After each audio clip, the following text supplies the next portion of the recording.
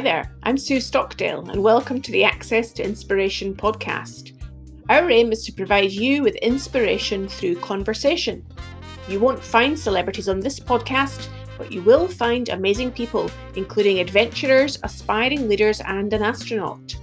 Each of their amazing stories has the power to strengthen, shape and challenge our views of the world. And I hope the conversation ignites new possibilities within you. Our podcast is also not for profit, but we do want to measure the impact that it has on our listeners. And in this series, we've created a short 3-minute survey, which you can link to in the show notes. And we'd love to hear your thoughts. My guest today is Chaewon Yu from Korea, who cycled the ancient network of trading routes known as the Silk Road from Shanghai to London, which is over 8,500 kilometres through 14 countries.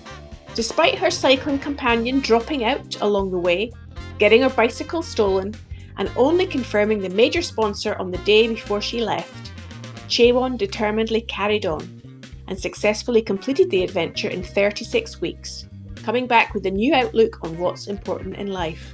I couldn't help but admire her determination and resourcefulness.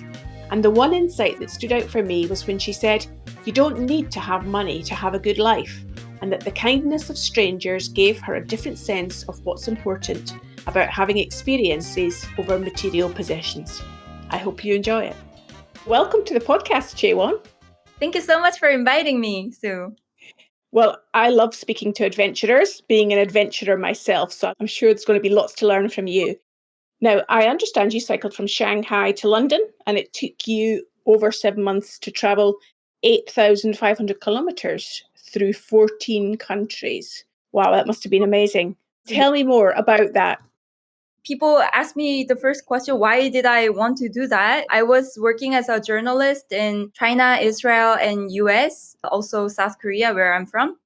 And I've been always interviewing startup entrepreneurs. And as I'm writing down all their stories, I always had this wish that at some point I also want to start my business, or I also want to kind of start my story rather than writing other people's story. So that's when I quit the job and decided to embark on a project that I really want to pursue. And it was for me cycling on the Silk Road on a bicycle. So I had total 3 missions for this project: to cycle from Seoul to London, and 2, to interview startup founders in each country, and 3, to organize seminars in each country, and which I did. Yeah, it was really nice experience. That sounds like quite an ambitious project, if I dare say, with 3 objectives, never mind just one. First of all, I've never been to South Korea. Is that a country where cycling is really popular? It is actually really popular, but people tend to think that to be a cyclist, you need to get all the gears. You need to have a very good bike, all the helmet, uniform, like really full stack cyclist. When I started cycling, I didn't even have the bike. I was using a sharing bike, which is called a mobike in China. And so I was just using normal city bike. And when I started this project, I started to actually try out the road bikes, and I got a travel bike sponsored, and which I traveled with. And I really want to say that if you're really newcomer to cycling, you don't have to have this fear of, I really need to be a professional cyclist to embark on this kind of trip. So if you don't have to be a professional cyclist, what do you think is the most important characteristics for somebody that might dream up an idea like that and want to be successful doing it? Do you think it's mindset? Yes. I mean, it's just determination. It's always the people who inspire you. I met one Colombian guy in Shanghai. His name is Sam Cruz, and he told me he wanted to cycle from Shanghai to New York. And that was the coolest dream I've ever heard in my life. And I personally also went on the first 1 hour cycling trip with him when he's leaving Shanghai. And I thought, wow, I need to do that same thing. And so that's how I started my trip. 6 months after he left Shanghai. So I think once you're amazed by other people's story and you just dream about it, you just imagine how cool it would be if you actually do it, then it's already half done. I think it all comes with your emotions and determination. And what made the Silk Road your choice? Because he was cycling from Shanghai to New York. What was it about the Silk Road that was particularly of appeal to you? There were a couple of reasons. Firstly, people tend to go from China down to Southeast Asia because they just want to enjoy the cool and relaxed South Asian culture. But I wanted this to be challenging. And I was also fascinated by the history of Silk Road, how people used to travel 1,000 years ago with camels to trade. And I thought, oh, why don't I start a 21st century Silk Road trip? And also because China was pushing this One Belt, One Road project. And as a journalist, I was very interested in these One Belt, One Road on top of this Silk Road history. That's how I also chose the route. And actually, since I just started cycling, my initial target was arriving in Istanbul in Turkey. But I met this amazing couple in Shanghai who said, I want to cycle from Shanghai to London, or their home close to London. I was so amazed because the couple was 59-year-old and I thought, wow, 59-year-old can do that. I think I can do that too. So that's how I stretched the goal to London. I really owe a lot to this couple. It sounds like you're adopting an agile approach to your adventures. You know, people these days in business, and I'm sure you're speaking about that in the tech world all the time, is that whole agility and adapting to what comes up is so important. It sounds like that's what you were doing with your project as well. Wow, thank you. I never put on that perspective, but thanks for mentioning that. And in terms of thinking about highlights along the way, challenges you faced, the theme for this series, Chewon, is curiosity. And I'm wondering what piqued your curiosity along the way on your adventure. Just by observing how different the countries are, when I just cross the border, the people, culture, food culture changes, also the language, that was already very amazing. And actually, I was very surprised by Turkey because as a South Korean, we always remind ourselves that we are kind of victim of history. We were invaded in our history, I think, more than 500 times, but we never invaded other country. And we also had a sad history being colonized by Japan. So we always thought like we had a very sad history. Now we want to really develop to be a developed country. And actually, not many countries know about South Korea, but I thought Turkish people are really interested in South Korea because they sent a lot of men to Korean War back in 1950. So I was listening to these Turkish people saying, oh, my grandfather lost his leg or lost his arm, or they tell very recent relative or family member taking part in this war. And I was deeply touched by their stories and I felt sort of responsibility also. Oh, what can I give it back? Now it's a new generation looking back this history. So it was a very new realization. I thought there's only I should give them information about South Korea, but there were also information flowing to me, what I should realize. So it sounds like you're already utilizing your curiosity in wanting to give back and understand other countries and the way that those countries have had an impact on your country. As you were traveling along, and I'm imagining that as you crossed over a border and entered a new country, there you were saying you were from South Korea. Did people know even where South Korea was? How familiar were the countries and the people that you met with South Korea? Or were you educating them along the way? To tell the truth, I think French people in general don't know about South Korea. And that's why from France, I think it was second city or third city, I started doing a presentation about South Korea, our food, clothing, housing culture, and also a little bit of the history and what South Korea is popular for. But other countries in general, they were very much well informed about South Korea, South Korean firms, K-pop, and Korean movies. So we always had a very deep conversation also about South and North Korea relationship. So it's a little bit of education along the way as well. Yes. Were you traveling on your own for the entire trip, or were you doing it with other people? So I started with my Chinese friend, Jianan, and after 4 months, he left the trip. So I cycled by myself the later 4 months. And at that point, when he decided not to continue on, I imagine that that's the sort of moment that you could have easily given up as well. What within you helped you to keep going? Actually, he left without a word. So basically, we had a lot of arguments, and he didn't even cycle with me in a way because I was like a early bird. I would get to the destination by 12 p.m. because I was having sunstroke in the afternoon. So I had to arrive in the destination by 12. But Janan didn't want it to get up early, so he would just get to the destination by 6 p.m. and we would meet every night just like that. And one day I sent him my location, but he said he wants to pursue other route.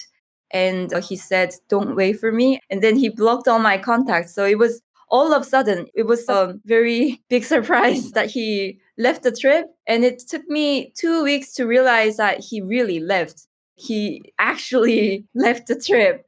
And so it made me even stronger. It was more like a survival mode now.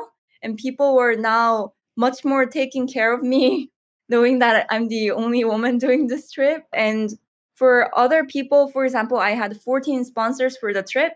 And that's also the reason why I couldn't give up. I told them I want to complete this trip and it doesn't matter he left because I'm going to continue until the end.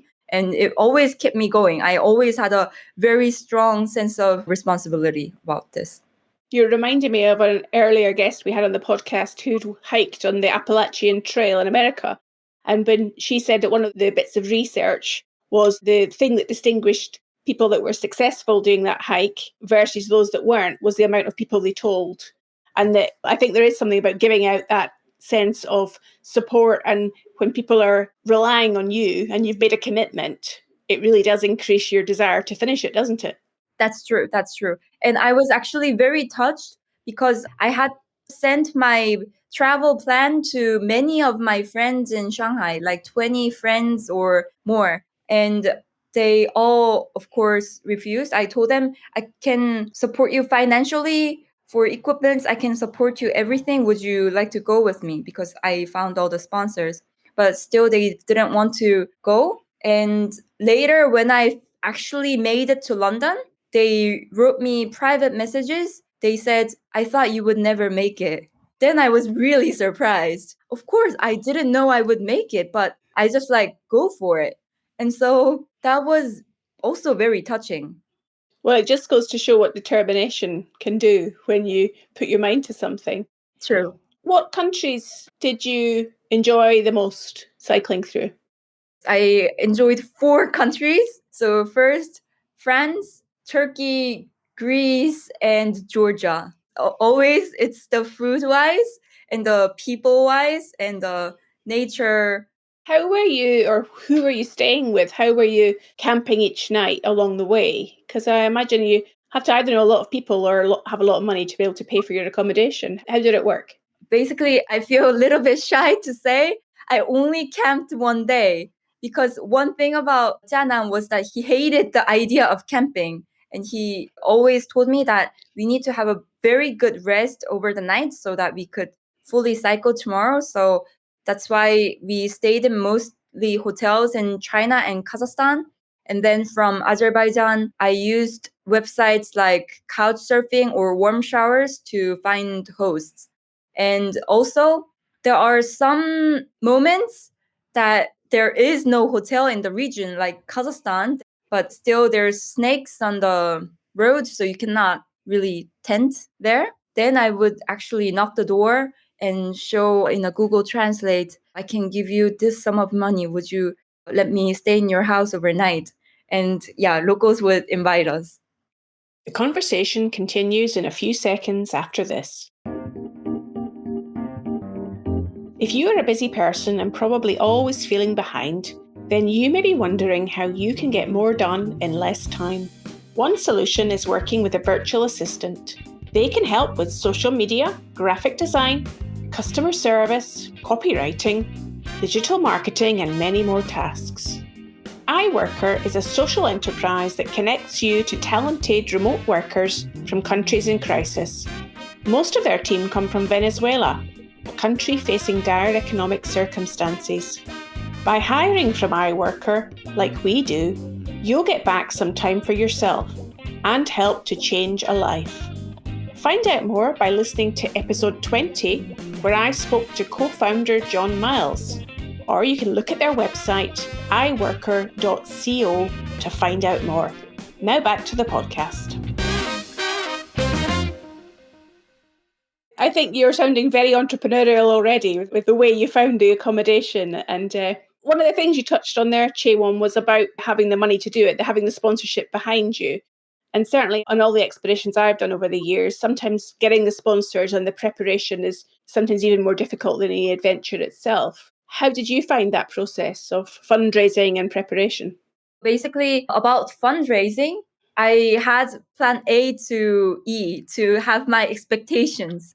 So since I was journalist and I had a lot of connections to Chinese top companies, my plan A was to get sponsored by Chinese companies, and then B, Korean companies, then C, crowdfunding, then D, with my money. So I kind of set my deadlines for going to the plan B and C and so on. And plan A didn't work out. I sent to Alibaba, Tencent, DD, all the C levels, but they didn't even reply. It was very tough. And then later, a lot of Korean companies helped me, not because of commercial reasons, but out of friendship.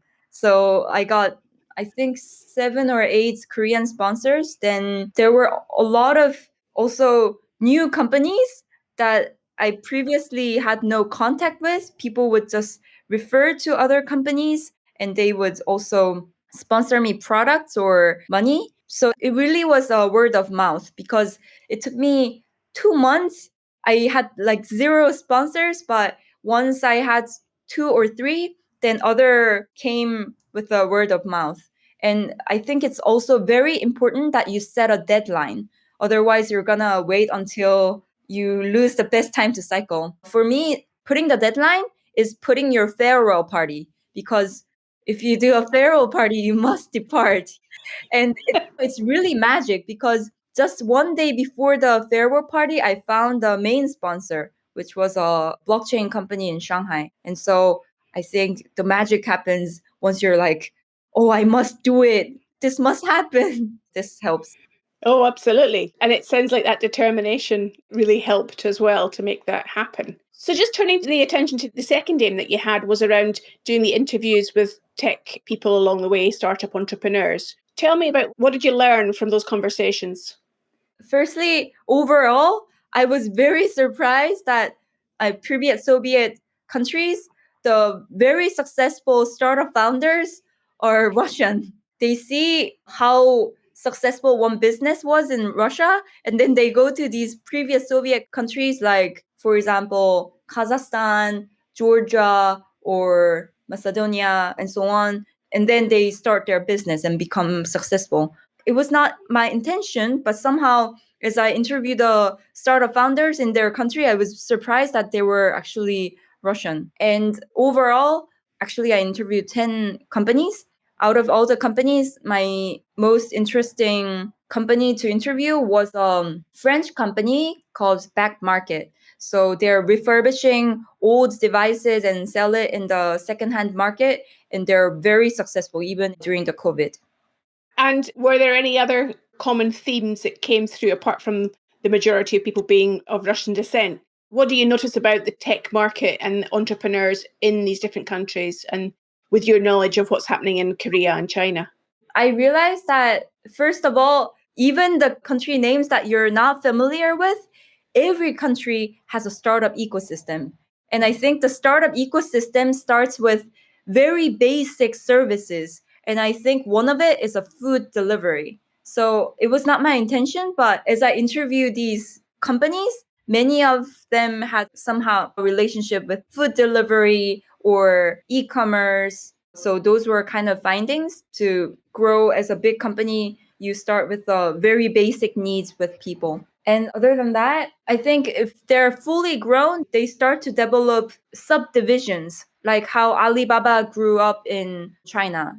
Alibaba Group now not only does e-commerce, but they do cloud, so many different other services. And just like that, one very big company in Kazakhstan, they also started very different divisions of service. So I could observe that after they grow up from their very basic food delivery or e-commerce model, then they kind of branch out to different areas and get much more bigger as a group. So that was interesting to observe. And also with your interest in the Silk Road itself, the China One Belt, One Road initiative, did you get any insights about that along the way? I really hope to get insights about One Belt, One Road, but I guess since China is pushing the infrastructure investment in these countries, which does not really lead to startup investment, it was difficult to get insights about One Belt, One Road, how it's going. People usually didn't know what's going on with One Belt Road project, or they haven't heard about it, or they had no real connection with China. So I was actually surprised. Only the connection with China I found was that China's shared bike, the bike I mentioned, Mobike, was in different countries in Europe, which I was very surprised. And also Alipay and Chinese phones very widely used in general in Europe.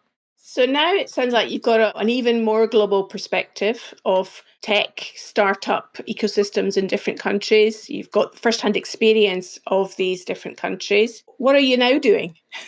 Now I'm working as a marketing manager at a Berlin startup Weave. Actually, this week is my last week in this internship, and then I'm going to Korea 1 month to have a rest, and then I'm moving to St. Petersburg in Russia. And I think there as well, I'll be working in a Russian startup. Do you think of yourself now as a global citizen, Chuan, or you still feel yourself as being South Korean? I really do feel that I'm Korean. I mean, I was brought up in Korea from kindergarten to university, and I love writing, and I can only write in Korean. I was very surprised that when I write a letter, if I write it English and Korean, the conclusion totally changes.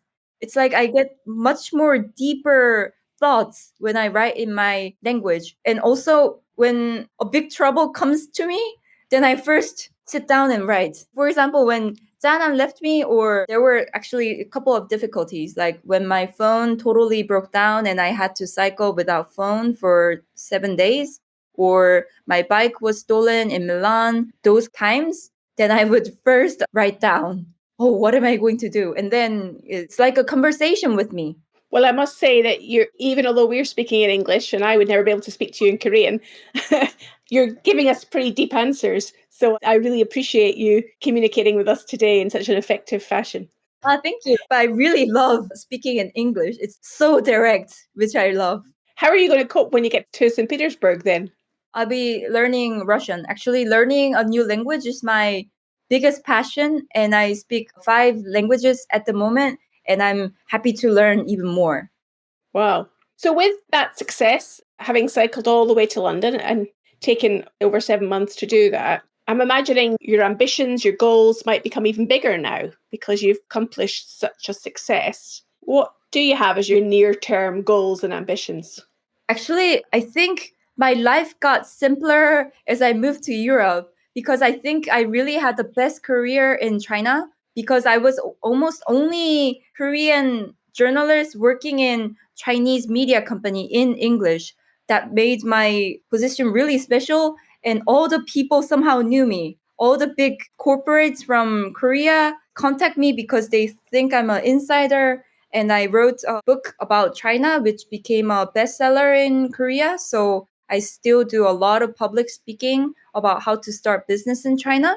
And actually, I didn't want that position. I thought I shouldn't be stable at this age. I was 28 at that point, and I didn't like being in that high position and getting that attention. I thought, I need more challenge. I'm not comfortable with this. And so now I'm being very simple person. Like I'm just an intern in a startup. I'm just learning and I also want to ground myself. Now I want to take responsibility for the company I work for or maybe starting a family because I think doing this cycling trip made me realize now I can say that I'm at least the leader of myself. I can control myself. I can achieve the goal I want to achieve as a person, as an individual. Now I can say I'm a self leader. And now I want to have this responsibility for little bit bigger community. Could be